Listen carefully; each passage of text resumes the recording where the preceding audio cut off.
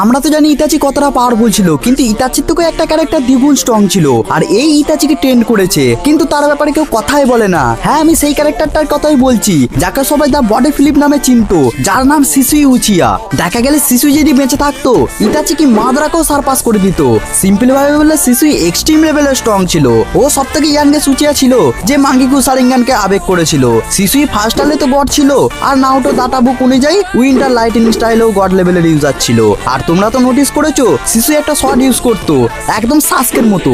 শিশুইকে অনেক লোক শিশুই দা বডি ফিলিপ বলতো, কারণ সে তার বডিকে প্রচুর ফাস্ট মুভ করতে পারতো। শিশুই সব থেকে স্ট্রংগেস্ট এবিলিটি ছিল তার গেনজুৎসু। বলা হয় যে পুরো নাওটো ওয়ার্ল্ডে সব থেকে স্ট্রংগেস্ট গেনজুৎসু হচ্ছে শিশুইর, আর এটা the god of genjutsu Itachi উচিয়া বলেছে।